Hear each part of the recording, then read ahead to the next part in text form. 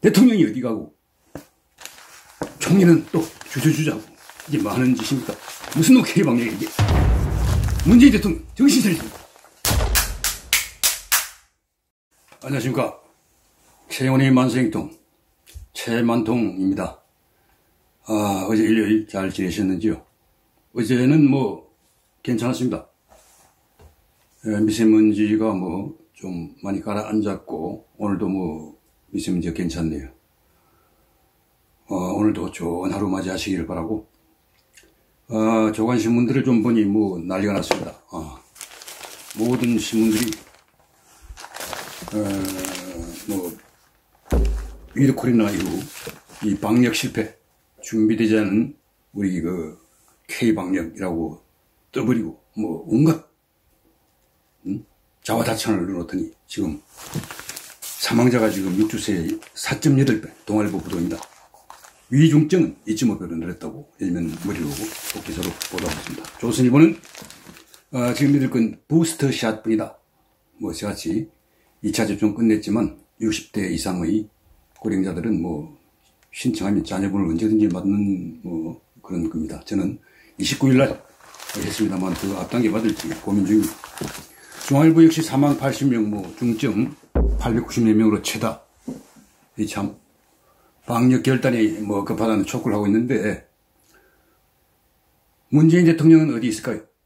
청와대 구중심지에 꽁꽁 숨어 어쩌다 한 번씩 대변인이 말을 빌려, 입을 빌려 뭐 하나만한 소리를 늘어놓고 있습니다.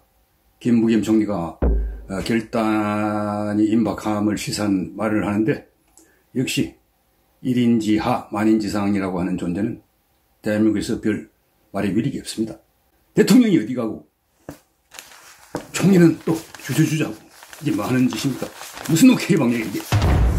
문재인 대통령 정신 차리십니까? 지금 그 조간신문들, 온 신문들, 방송들이 그 위드 코로나의 실패, 방역 실패로 난리인데 대통령이 긴급 국무회의를 하든 뭘 비상대책 회의를 소집을 하든 해서 뭔가 대책을 내놓고 빠르게 뭘 해야 될 거 아닙니까? 아니 굵고 짧게 K방역 하겠다고 그렇게 이야기를 하더니 결국 굵고 길게 소상공인 자영업자를 괴롭히더니 지금에는 또 너무 또 이래 느리게 대통령이 있어야 될 때는 없고 생생될 때는 재빨리 나타나고 하는 탁현민 따위 말이 놀아난 그런 무능하고 결단할 줄 모르고 유약한 대통령은 더 이상 대한민국의 청와대 들어가는 일이 없도록 여러분 하십니다. 제가 주필로 있는 자유일보는 오늘 이런 일면톡을 했는데 참 이 노동계 심각합니다. 이 노동계가 지금 권익만 챙기며 권력만 챙긴 권익 노동자의 권익을 안 챙기고 자기들 권력만 챙기는 노동자의 적이 돼버린 괴물이 돼버린 민주노총을 질타하고 있습니다. 일면톡으로. 이 신문은 뭐 자유를 표방하기 때문에 시장경제, 자유민주주의 이런 가치를 대단히 중요시합니다. 제가 주필로 얼마 전에 이 신문에 뭐 일익을 담당하게 됐습니다만 민주노총은 지금 경기동부 그룹들이 비정규직인 택배 노조원, 건설 노조원들을 앞세워 민주노총의 헤게모니를 장악해버렸습니다. 그래서 더욱 강경투쟁으로 일관하고 있는 그런 상황입니다. 이 신문 시작한 것처럼 우리 노동계는 정말 근본적인 개혁이 필요합니다. 노동지족들이 뭐 거의 연봉을 뭐 일 가깝게 받는 사람들이 많은 그런 대기업 노조들 지금 비정규직 양산되고 있지만 비정규직들이 드디어 민주노총 동부 경기 동부 그룹을 앞세워 민주노총을 장악했습니다만 그것도 상당히 소수에 불과합니다. 그냥 이 사회의 지층으로 널려있는 편의점이나 뭐 이런 여러 데 있는 알바를 하거나 하는 그런 비정규직 노조원들이 복을 받습니까? 택도 아닙니다. 어쨌든 이 야통정교, 야권이 통합해서 반드시 정권 교체를 이뤄야 이런 귀족, 노조의 행포, 그 다음에 경기동부 이런 강경 극좌 그룹이 장악한 민주노총의 폐해 이런 것들을 방지할 수 있을 겁니다. 어제 주말 눈에 띄는 정치 뉴스는 역시 윤석열 후보가 김한길 위원장이 출범을 준비했던 새시대 준비위원회라고 하는 명칭의 기구 출범식에 야당 제1야당의 후보로서 참가해 김한길 위원장과 악수를 나누며 힘을 보태었습니다. 새시대 준비위는 김한길 위원장이 중은 경력, 중은 공약이라 해야 할까요? 그게 더 정확하겠죠. 중원에 있는 무당층 거의 30% 가까울지도 모릅니다. 20에서 30%를 훨씬 30% 가까운 그런 중도 합리적 진보 합리적 보수 이런 분들이 지금 여야 어느 쪽에도 마음을 주지 못하고 있습니다. 그 부동의가 아니죠. 움직이고 있는 그 표심을 잡기 위해, 그리고 중원을 윤 후보의 지지로 돌리기 위해서 김한길 위원장이 새시대 준비 새준위를 출범시킨 겁니다.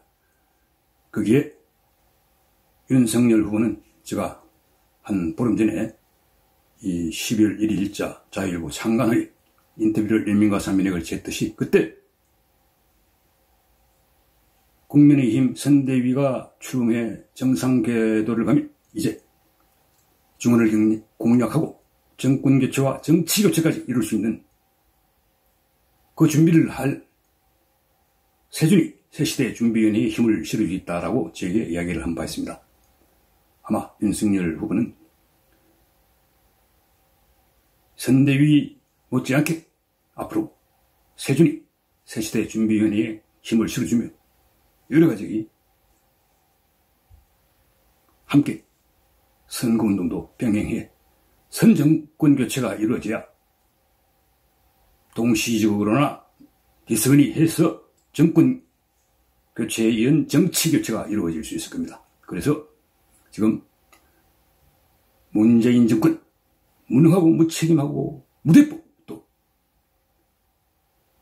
6월 원전 탈원전을 저렇게 무모할 정도로 밀어붙이고 탄소제로도 선진국보다 훨씬 더 기준을 높이 잡고, 그래서 우리가 감당하기 힘든 정도의 비용을 부담하는 이런 무대법, 자기 인기를, 자기 얼굴을 국제사회에 세우기 위해 가지고 나라 경제는 아랑곳하지 않는 저런 무대법. 그래서 또 신의조차 없습니다. 무신에 유일하게 매달리던 종전선언, 북한 김정은과의 만남, 이런 것들, 그거마저도 이제 미국의 반대에 부딪혀 거의 이루어지기 힘든 그런 상황이 됐습니다. 대북 up직도 없습니다. 북한이 비핵화를 합니까? 우리는 북한 핵을 우리 머리 위에 이고 사는 처량한 신세가 되어버렸습니다. 이 문재인 정권 4년 7개월 참으로 암담하고, 나라의 기틀은 무너지고 나라의 기강은 흔들리고 나라의 국가는 텅 비어가고, 이런 형편없는 정권이 다시는 태어나지 말아야 됩니다. 그러기 위해 김한길 위원장도 윤석열 후보를 도와 반드시 야대통 정정교 야권이 크게 통하고, 그래서 정권교체와 정치교체를 동시에 이룰 수 있는 그런 쾌거를 위해 모든 것을 던져 일하시기 바랍니다. 지금 새시대 준비위는 한 7개 정도 본부장을 돌리고 한다고 합니다. 그 스님 본부장인 총괄기획본부장에는 최명길 전 의원이 유력하게 거론됩니다. 그 밖에 여러분들도 오늘 내일 이렇게 임명이 되거나 순차적으로 얼굴을 드러내게 될 것입니다.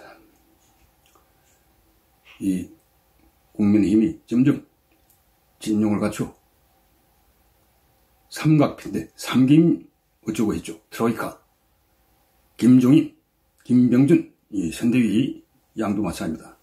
그리고 이준석 대표도 있지만, 거기도 3기면은 안 들어가죠. 아무래도 거기는 자기 20, 30대 그런 공약에 좀 더 신경을 쓰고, 자기 정치는 좀 덜 했으면 하는 그런 아쉬움이 남는 사람입니다.